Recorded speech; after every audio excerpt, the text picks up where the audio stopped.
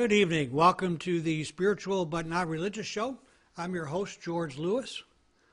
If you were here early with us, or on time with us, not early, we had some audio problems. We've got them straightened out at this point, but I'm not going to go back through 5 minutes worth of introductions or so. But I think what I'd like to do is introduce you, talk to you, tell you about our guest tonight.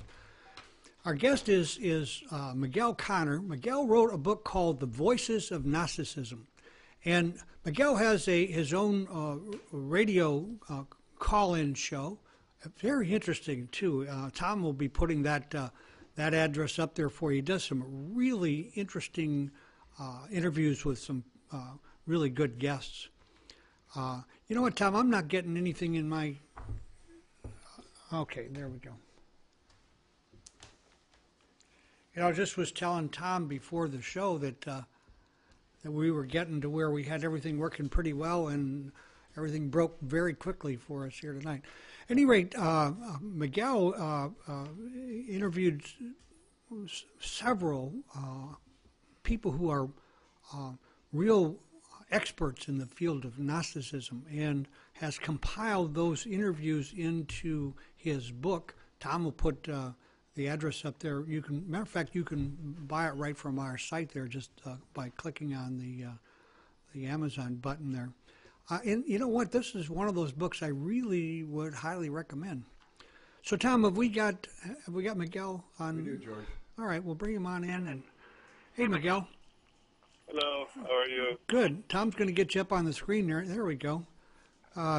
Well, we finally connected here. I appreciate your patience. I think we've got audio now. We ought to be able to do this show and have a good time. No problem. I was catching your dog in the background. You got a pretty cute dog. I got a couple of dogs I bring into the studio. Yeah, I got a few cats too. I'm sure they'll make an appearance. Well, they're not to be left out. That's for sure. I know that.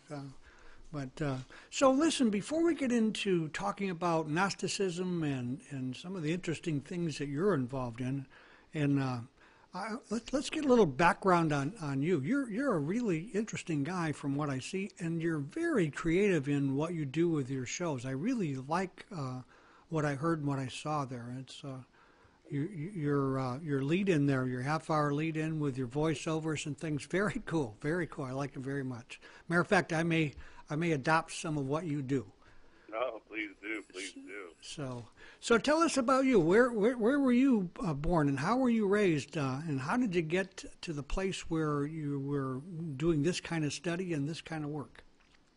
Well, I'm originally born in Lisbon, Portugal. Really? I'm half Portuguese, half Irish.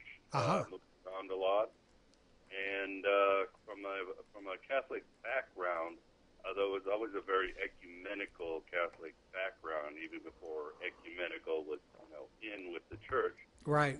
So my mom and my family were always into exploring, and I myself became a sort of a seeker, even when I was loyal to the church. Well, I still am to an extent. I still live the culture. Right.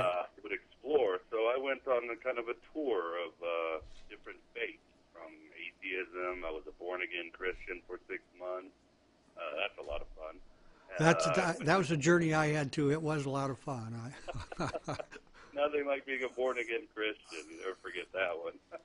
I went into Hinduism, Buddhism, New Age. I studied some Islam, went to the mosque and everything. And it really wasn't in doing my shopping.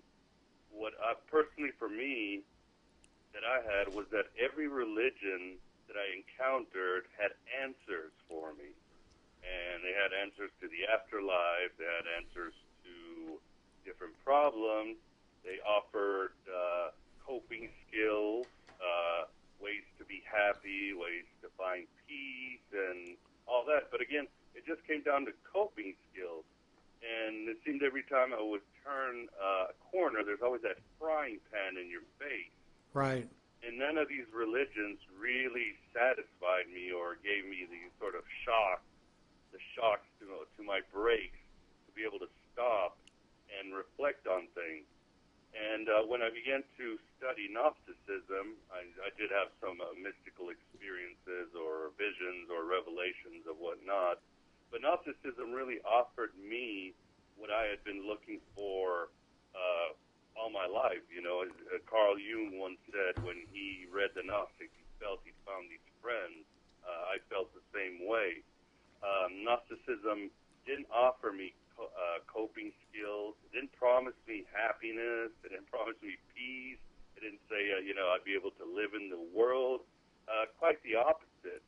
What Gnosticism offered me was a way to start questioning things. It gave me this spiritual impetus to go deeper into all these realities, deeper into myself, and deeper in all sorts of thinking ways, rational ways, irrational ways. It took me as far away, far off as I'd ever been. I mean, as one writer said, the Gnostics were probably the first spiritual off-worlders, because they really went farther than anybody in the history of mankind could go.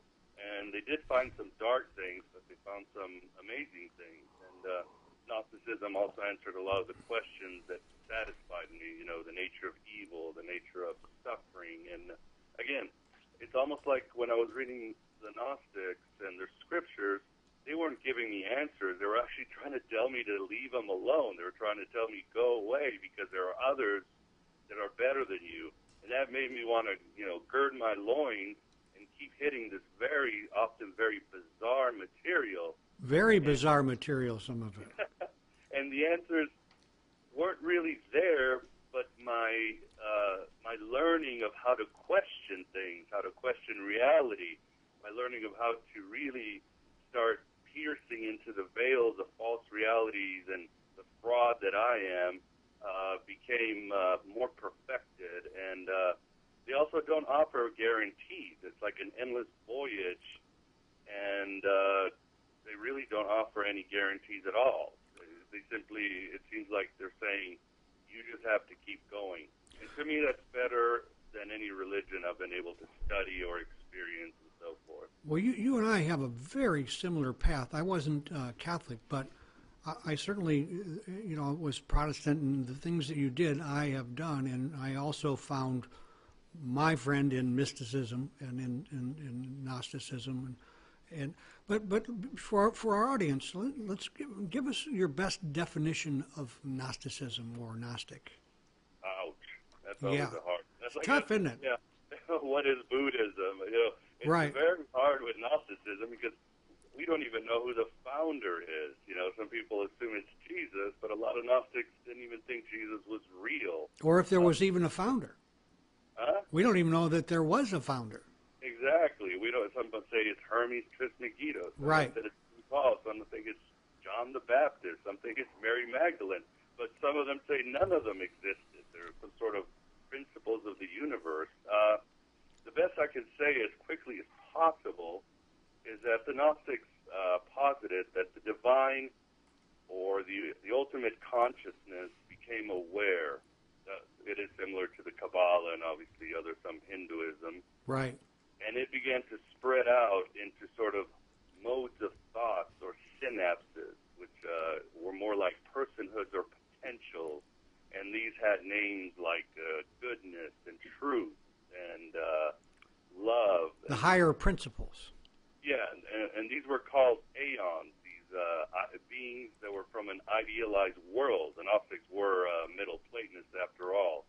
And these aeons spread into this gigantic mind or computer that was full imagination, full creativity, and just full virtue. Now, at some point, the Gnostics assumed, and again, they're using mythology for this, that there was some sort of glitch. There was a break or a brain fart, to be honest with you. And in this brain fart, this small accident, or some say cosmic error, something false was created. They usually associated this with the fall of Sophia, which was the wisdom of God. So at this point, are we talking about the creation or the idea of dualism? Is that connected here? Yeah. We're talking about both. Right. From this eternal realm, the mind of God, or as Paul called the mind of Christ. Right. The part of this imperfection came out into, some say, into the void, The Gnostics were very similar to the Buddhists. They called the material world the knoma, which in Greek means emptiness, because they also believed that the universe was basically emptiness and not much. It seems science seems to corroborate this. But because of some cosmic error, the sparks or some of the energy of this divine mind, which they call the pleroma sometimes, or wholeness in Greek, Right. became trapped in the darkness. And this sort of twisted being, a reflection of the pleroma, and they associated this with the Old Testament God, if they happen to be Jewish or Christian Gnostic, began to shape this world and create this universe, which is, again, just a bad, twisted image of the eternal realm above us. And these light sparks got trapped, and we are basically the light sparks that are trapped. This is not an illusion. This is actually a prison. Our bodies are a prison. The universe is a prison. Matter is what keeps us from returning home. And by us, I mean what the Gnostics call the divine spark, which lies in, dependent on the sect. Some sects believe the spark lied in every person. Some sects believe that the spark lied in everything, every rock, every stone.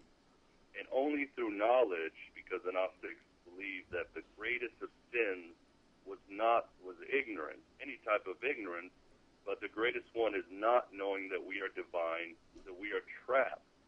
And the pleroma, especially through Sophia in their mythology, sings a song to awaken this divine spark on us, or sends what we call apostles of light that came in many forms. Jesus would be one. Some of the Gnostics, the Manichaeans, thought Buddha was one of them, and Zoroaster, Hermes Trismegistos, and quite a slew of them. And their job is not to save us from sin or anything. Their job is to wake us up. In other words, their job is to give us the red pill. I always tell people, just look at the Matrix. You know, Morpheus comes from the pleroma, gives Neo the red pill, which is gnosis. He wakes up, and then he realizes his own divinity. Obviously, it's not immediate like in Buddhism where you're enlightened. Right. It's more like it's a long, hard journey, which I spoke about before. So what we're really talking about here is awakening and becoming conscious and consciousness, are we not? Yeah, not only that, but getting our mind to almost reflect the mind of the ultimate Godhead of the pleroma. Right. Getting the circuitry of our brain so that the energies can flow through us, and we can be, you might say, start tweeting with the pleroma, and it can start downloading information, because the Gnostics thought that, well, you don't wait till you die, but before you die, you must be crucified and resurrected and become Christ-like while you're alive. So the Gnostics were tweeting with the God mind. Well, those who actually listen to the divine spark, you know. Right. Most of us don't. Right. You know? No, boy, that's for sure. Most of us don't. Well, you know what? I at some level, a long time ago, on a deep inner level, really had this concept of that we were prisoners here. Mm-hmm. You know, and I think that's where gnosis kind of really comes in. I see myself rather than just as a Gnostic, as a mystic, and aren't the all of the different sects of Gnosticism, aren't they all really mystical? Yes. Oh, yeah. I would say that the mystical experience is part of gnosis, but it's not all gnosis. Right. In mysticism, you are kind of unified. You feel that sense of touch with the divine. Right. Gnosticism, it's also very important. One of the characteristics is self-knowledge. Right. Go deep within yourself, very much like Zen Buddhists do. And as you keep peeling back to yourself, you find out who you were before you were you.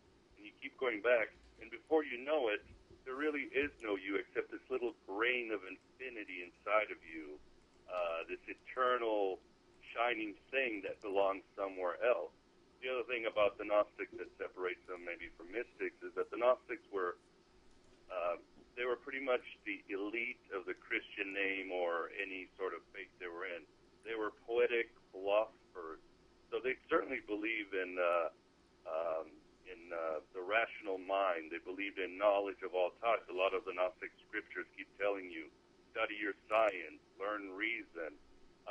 And they probably got this from Plato and Socrates, because Plato and Socrates believed that through dialectics and philosophies, you can have an expanded consciousness, and it can help your mystical experience. Well, absolutely. And his thing was know thyself.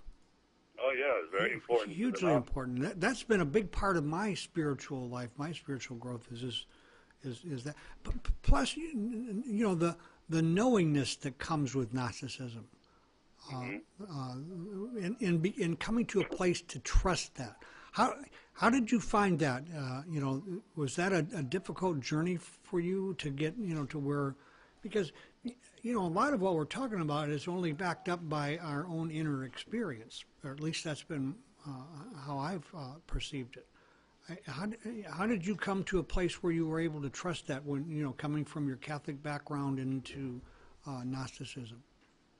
Well, I don't know if I've ever come to that place, because as I was telling somebody else, because they asked me, well, how do you know when you're having gnosis? I said, well, usually when the universe starts throwing everything in the kitchen sink at you.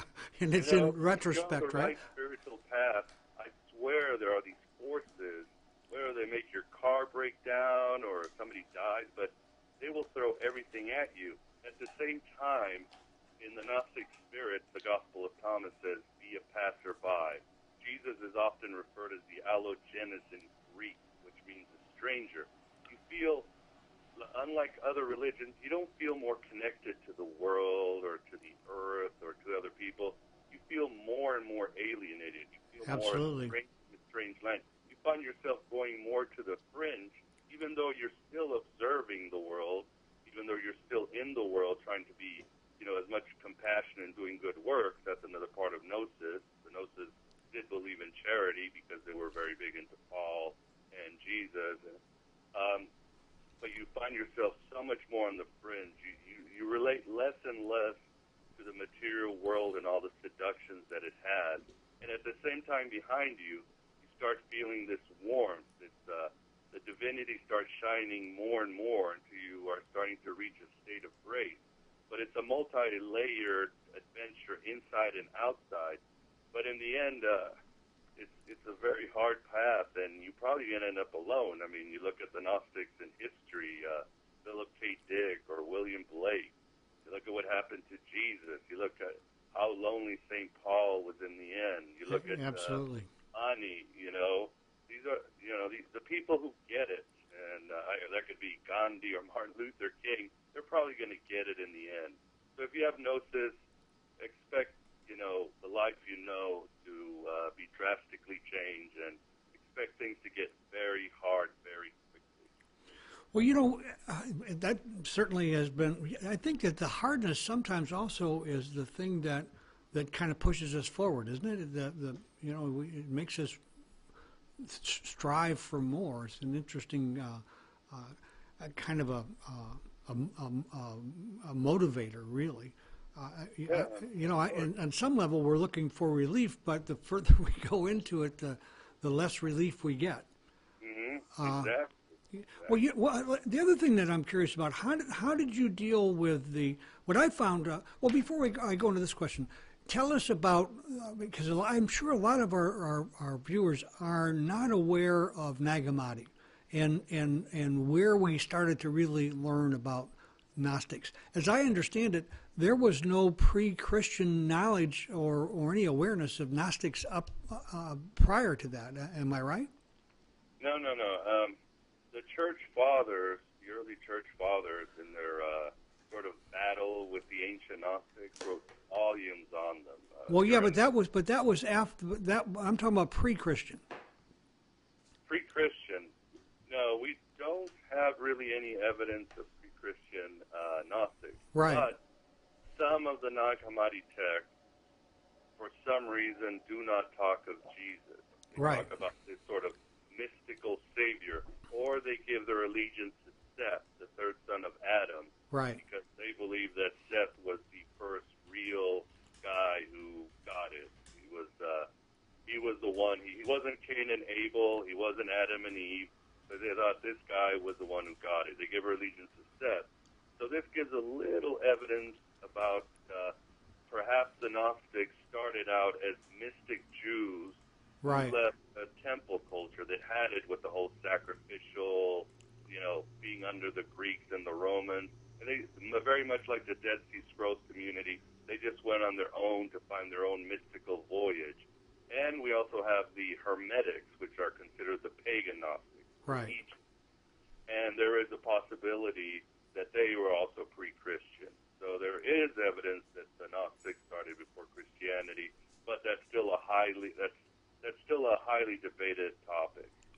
No real actual proof of that. So you mentioned Judaism. What kind of effect has Judaism had on Gnosticism? Well, obviously the Gnostics were very... They were Jews, weren't they? Yeah, I mean, one of the theories is that they began as a breakaway Jewish sect or Jewish group who decided they were going to do their own thing. Right. And but the thing is that they saw the Torah as problematic.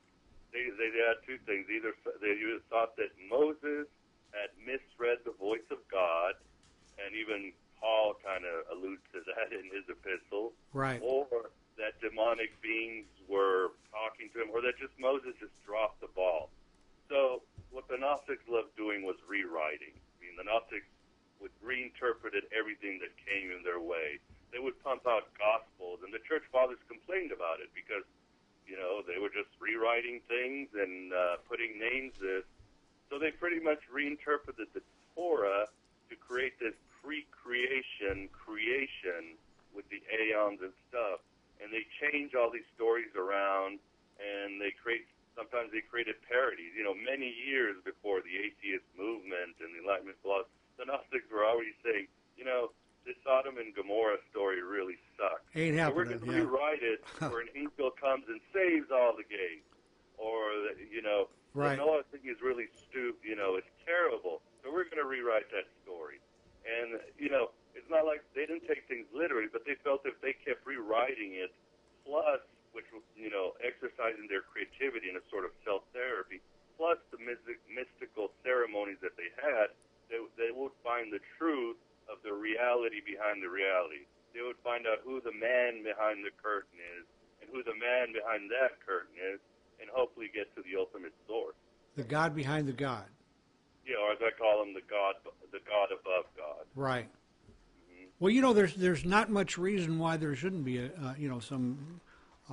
some kind of a God between us and the ultimate God. We have a hard enough time trying to comprehend a God, let alone the God behind a God. Yeah, exactly. I mean, the Gnostics posited that the ultimate source was basically pure information, pure consciousness. It was not. It created, but in an abstract sense, and therefore there had to be some sort of intermediary God. And obviously Jehovah of the Old Testament, but they take swipes at all the other gods. To them, if you're working within time and space, you're working in the temporal and the cyclical, and you're really not worth it. Many of the Gnostic texts say, no, you don't want to be like a god. You want to be better than a god. Outside of that whole concept, well, who's bigger, God or the God makers? Yeah, exactly. Yeah. And again, there's no stopping. I was reading one of the Nag Hammadi texts, and they actually talk about there is a God above God, called the silent unknown one. So I think the Gnostics probably got eliminated before they even had reached these incredible boundaries. They were like on the Enterprise going to the end of the universe. I don't think there was an end to where they were going, and there probably would never be. There's always going to be a higher level of divinity, just like there's a deeper level of you, and there's no end. And why should there be an end? Why should the adventure ever end? Well, if you think about it, it really has to be that way. If infinity is truly infinity, then God would be a stopping place in infinity, and so Yeah, why stop knowing him? yeah, so it must be bigger and stronger. So we didn't know a lot about Gnostics except through actually their Christian enemies, really, before Nag Hammadi, did we? Yeah, through the church fathers. Yeah. The pagans didn't like him. The Buddhists didn't like him. The Taoists didn't like him. The Muslims didn't like them. So the Gnostics always had to be underground, or else it'd basically get pushed aside or worse. But the Nag Hammadi was discovered in 1945. Oddly, the same year we dropped the bomb in Hiroshima, which is almost ironic because you and I are talking about this on such a day when, the nuclear war is going to start again. Right. But it wasn't translated until 1979. And as far as I know, we only have English translation.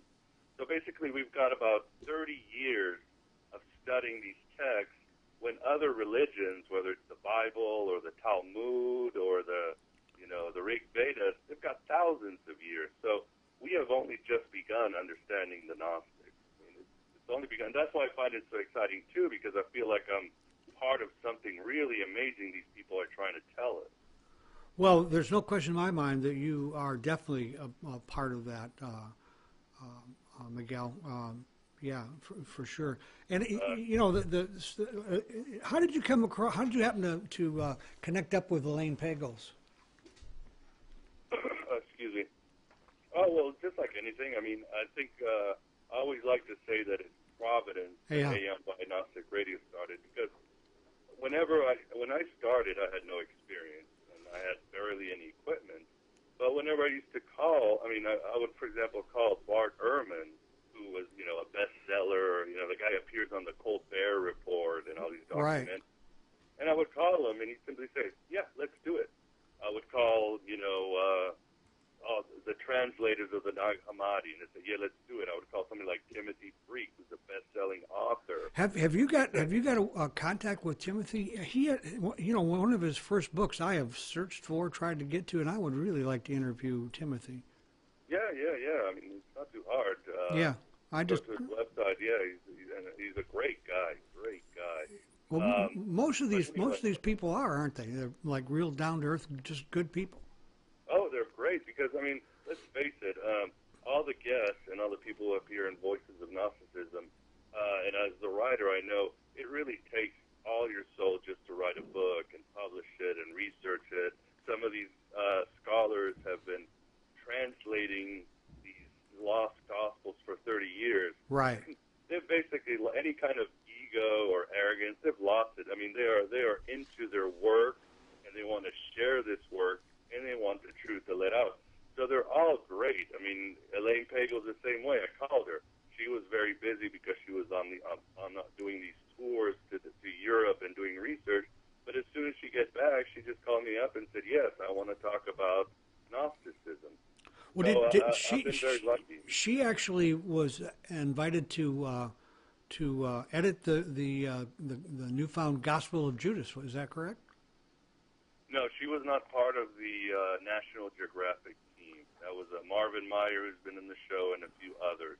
She and Karen King did write a book on the Gospel of Judas. But I thought I read in your book that she had been asked to actually edit the Gospel of Judas. I probably read it wrong. No, she wasn't. Okay, all right. So the find was Nag Hammadi find was found by just kind of a peasant, wasn't it? And he started destroying the.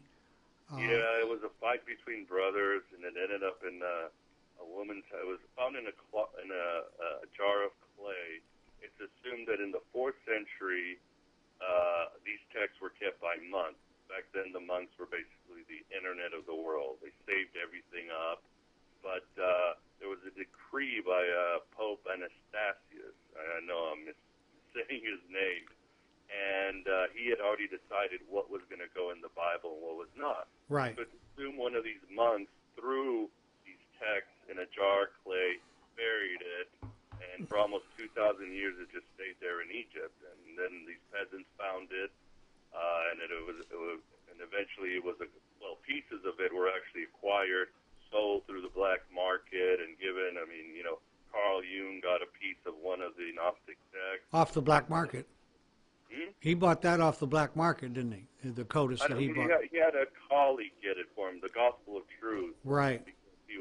That was the one he had felt a lot of passion for. But eventually these texts were able to get together and translate it, and again, a generation later it was published, and we've only just begun with the Nag Hammadi library. And obviously you have the other texts like the Gospel of Judas. The Gospel of Mary wasn't part of the Nag Hammadi library. That was actually found separately. Gospel of Thomas was part of that. Yeah, that was found in the Nag Hammadi. Right. Nag Hammadi library in Coptic, but there's also a Greek translation that was also found in Egypt. So things just keep popping up. One of the things, Miguel, that I find really interesting about, if these were Catholics, or if they were Baptists, or if they were Hindus, or some particular sect, what they would have stored would have been congruent, and the codices in the Nag Hammadi are pretty contradictory on a lot of levels, from what I can see. Yeah, well, again, there's a lot of new research coming out, and scholars are seeing that they aren't as chaotic. It's not like the guy just stuffed things up like in a suitcase while, the men in black were banging on the door or something. Well, it looks like that there was some real thought put into the whole thing, but yeah. I mean, they're finding out that there is actually a sort of system to it, because each of the sections has a secret book of John, which is considered the main Gnostic gospel. Right. And they're finding out like the first section has to do with, I don't know, basic teaching. And then there's another section they realize is catechism. Another section is sort of Neoplatonic philosophy mixed in with Hermeticism. So they are finding there is sort of a system to the Nag Hammadi library. They're not exactly sure yet what it is, and different theories are going around. So it's not as chaotic as people think. That's interesting. I wasn't aware of that. Well, you make a really valid point in the fact that we've had very few years compared to the other scriptural documents that are available for other beliefs to really know what's there, and it's a real discovery process going on even today.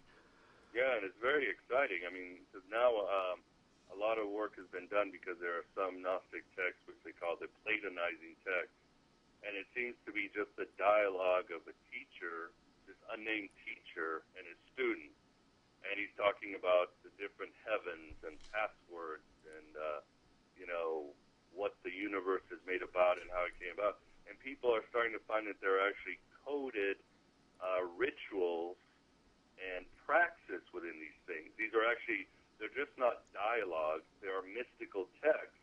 And they're just now starting to find out what these mystical texts are and how to apply them to create higher states of consciousness.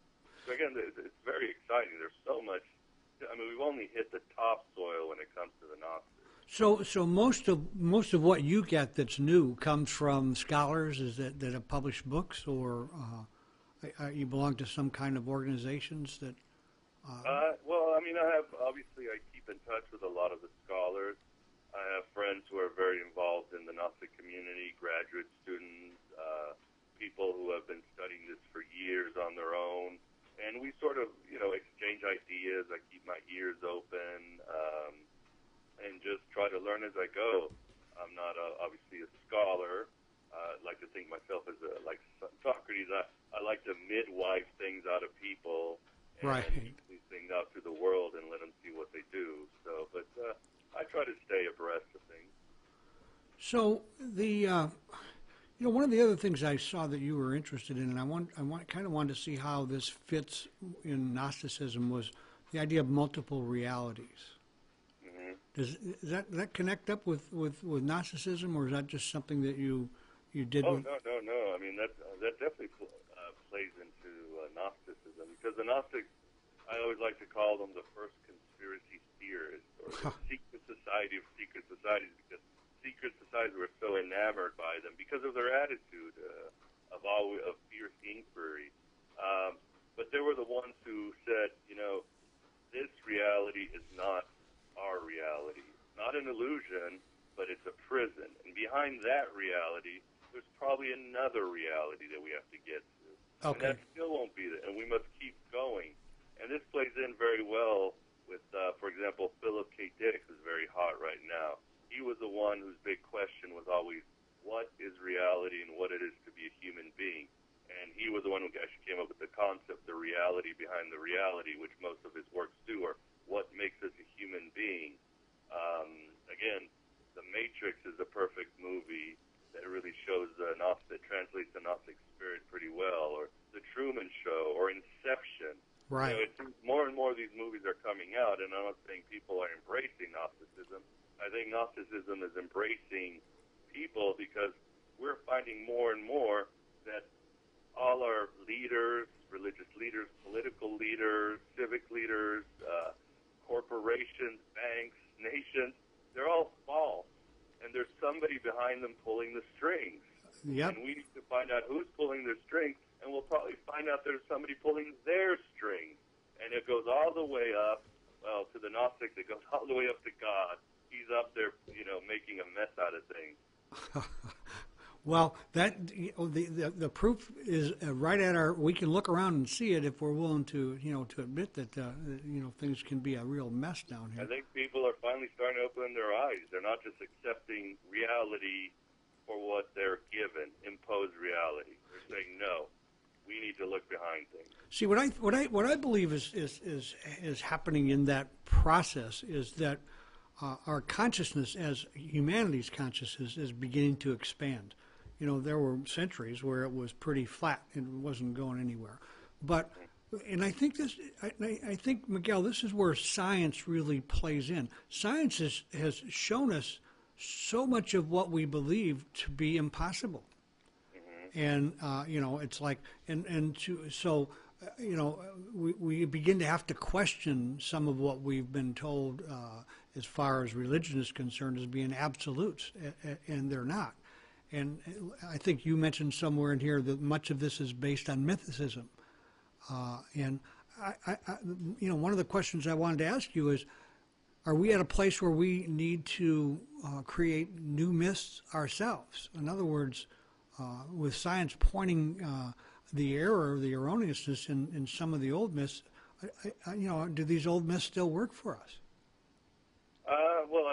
It was certainly Joseph Campbell. Right. Myth. He was a big proponent of that. I would certainly agree to an extent. Again, we look at the myth of the Matrix, there's several myths right. Working today. For example, the rise of the machines. That's one of the newest myths, and unfortunately, the machines have risen, and we are dependent on them, and they are ruling our lives. And this is only the beginning. Yeah, this is only the beginning. I think the Gnostics would say that, no, things aren't going to get better. In the end, there's either the material world or the spiritual world. You can help awaken those and lead them out to a better place, and obviously help the downtrodden physically. But in the end, the material world is going to win. There's no need to think that humankind is going to get better. Why? Because we've got 10, 100,000 years to prove that. And I think that's one reason Gnosticism will never be popular, because that's the stance it takes. And I think it's the honest response. Well, there's another difficulty with Gnosticism as far as following it, especially, as you said, you end up alone, is because in order to follow it, you have to leave people behind that you love. Mm-hmm. And most people aren't willing to do that. No. It's funny. We can read the story of Buddha, who had to say goodbye to his wife and child because he was going on the greatest quest of all, to find a way to end suffering. Right. You can read the story of Jesus, who leaves his family, and his townspeople call him crazy. We can read all these great stories, yet we don't expect to go through them. Absolutely. These myths, whether it's Neo or Jesus or Buddha or Krishna, they're telling us that we need to go on our own journey, say goodbye to everything we thought was real or safe, and go into some very uncharted territories where we might end up crucified or shot from a hotel room. I mean, it's all right there in the stories. What makes you think you're better than the stories? Well, that's an interesting point right there, and it may be one of the biggest blocks to all of this, and that's the ego. What parts the ego play in all of this as far as blocking us? Well, the ego, I guess the Gnostics had a name for it. They called it the counterfeit spirit. Right. Which is what robs us of our free will, robs us of our heroic self. It's the part of us that wants to play it safe, that wants us to choose Apple products and Lexuses and big screen TVs, and doesn't want us to explore the metaphysical and the eternal. So the ego is certainly, it would certainly be a problem in the Gnostic worldview, like in other faiths. Well, also, I think the ego is kind of thought of as the mother of lying, really. Of dishonesty, mental lying, and self-honesty. They're a real problem as far as spiritual growth is concerned, aren't they? Right. I mean, in kind of Jungian Gnosticism, the crux or that moment of revelation, the Gnostics is, I think it's in the book of Isaiah, where God says, "I am the only God. There is no God but me. I am a jealous God." And the Gnostics, in their scriptures say, wait a second, but why would you say that unless there were other gods? And right. Why would you be jealous if you're omnipotent, omniscient? What's there to be jealous of, right? Yeah, and our ego is the same way. Our ego thinks that we are the only God, that only we matter, and we're very jealous of what we have. We're jealous of our relationship, our possessions. We are, each one of us has a little Jehovah, a little Allah. Forget Satan. Satan might be a step up, but we have this creator dominating God inside of us. The Hermetics used to say, "As above, so below." Right. And right. Well, it says that in Christian scripture, as I think in some of Paul's writings, if I remember right, as above. Well, I mean, it says, "Thy kingdom come, thy will be done on earth as it in heaven." But, right. As above, so below. That's from Hermes Trismegisto. Gotcha. So where's the concept, the idea of reincarnation play in Gnosticism, or does it?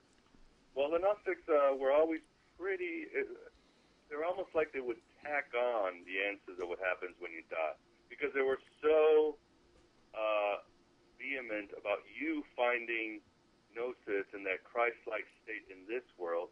It's almost like they tacked it on, or in one scripture, John might ask Jesus about this, and he kind of says, well, you might do this, you might do that in the afterlife, but let's focus on the story and what you need to do.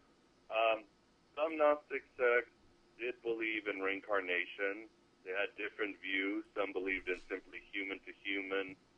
The Manichaeans and the Cathars, who both believed that you could be reincarnated as anything, as an animal or a plant. Therefore, they were completely pacifists and vegetarians. So they had varied views. The Gnostics would always speculate and leave things open. So you mentioned the Cathars.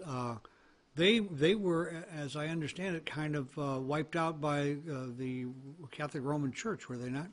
Yes, they were. And in fact, probably a fact most people don't know about, the term heresy, right. Heresy hunter, and that whole idea where you're actually persecuted for your thoughts, which didn't happen in ancient times, was created by the early church against the Gnostics. Now, the Inquisition, it was not started against Jews or witches or pagans or anything. The Inquisition was the Cathars, set up on purpose to wipe out the Cathars. And, it more than succeeded. The problem is once you create this mechanism, it needs to eat. Absolutely. When the machine ate the Cathars, it moved on to the Jews and the women and the gays and all the other minorities, the defenseless ones. The easy prey, low-hanging fruit. Well, the problem with egos, as on a real practical level, is that egos need to eat other egos just to survive, and you see it in action all the time. So, yeah, I mean, it was, again, bringing back to Joseph Campbell, he was the one who said, and he would almost have this glint in his eye, but he would say, why did somebody create a universe where to survive, every living creature needs to eat another living creature and very often make it suffer? And that's almost the mechanism of the universe. It's almost like everything has to eat everything. And the Gnostics would say, well, what kind of bizarre intelligence would start the universe like that? Was it, even if it's evolution, it's a joke. It's terrible. As one Gnostic bishop, Stephen Heller, once said, you know, the first sound of the universe wasn't om, it was munch. Munch. And we're all eating each other, we're all looking all over our shoulders, and we're all prey. Not just, like you said, it goes beyond the physical, it's the mental, the emotional. It's, you know, that's why the Gnostic said this is a very defective universe that could have been built a little bit better. He shouldn't have taken that seventh day off. Well, yeah. Well, you know, the thing that's interesting to me is that, you know, if God is perfection, how did this happen? Yeah. Well, that's a question that obviously, I mean, I admit that there will always be holes in any religion. Right. If you explore it far enough.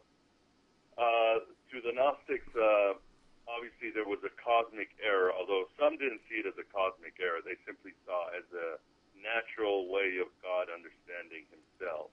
I personally believe that, or from my revelation, there was a cosmic error. Because, after all, perfection, when you look at the etymology of perfection, it simply means completion. And that which must complete itself. So in a sense, this whole thing maybe is part of this gigantic completion trap. And again, if you have, like some Gnostics said, you have the spiritual world and the material world. The spiritual world is not going to get involved into the material world, even though the material world may hunger for what the spirit has, all that light.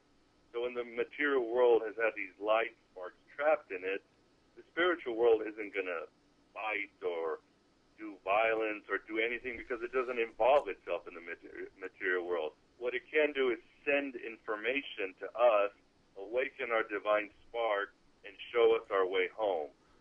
So, and to me, that is really the closest or one of the best answers to the problem of evil and suffering and how perfection could allow, well, this world we live in. So I'll tell you, Miguel, this hour has flown by, and we're down to the last couple of minutes. And before we go, is there anything that you would like to?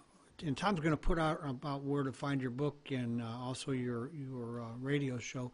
Anything you'd like? So. Anything we missed that you feel is important that you'd like to kick in here in the last minute or so? Oh dear, there's so many issues we didn't cover. I mean, yeah, in an hour, there's no way we could do it. So it's. Yeah, well, I mean, what I always tell people on AM by Gnostic Radio is I always tell them write your own gospel and live your own myth, because the Gnostics, what they did is they wrote their gospels and they wrote their gospels, and somehow by writing their gospels, they were able to find their creative aspect and their divinity, as because they were writing in the names of other people.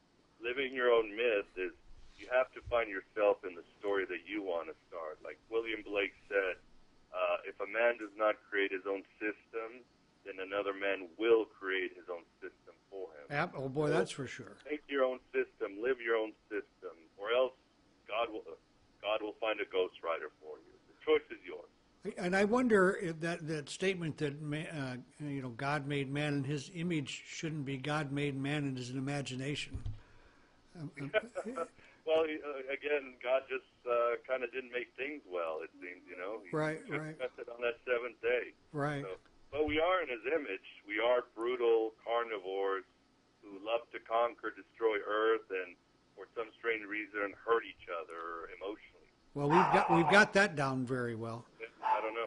Well, listen, we're going to have to do this again. I've really enjoyed talking with you, and I look forward to talking with you in the future. And thank you for taking an hour out and being with us tonight. Well, thank you, George, and thank you for having me on. I enjoyed it. It's a pleasure meeting you. I look forward to having a cup of coffee with you one of these days. Hey, likewise. Anytime, my friend. Okay. You have a good night. You too. Bye-bye.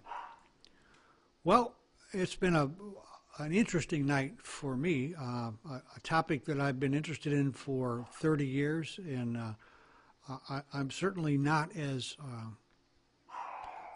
educated as Miguel is. Miguel really knows his stuff. And Tom, you put up his radio show. Absolutely. Boy, I'll tell you what, you ought to catch some of those shows. He's got some, in the archives, there's some interesting things that if you enjoyed this show, I guarantee you'll enjoy what you find on his site. So we're out of time.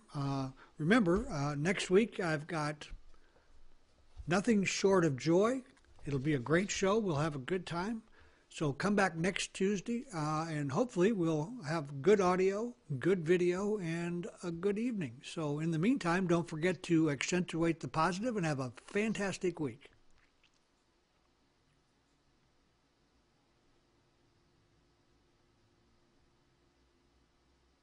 You're going to take us off, Tom?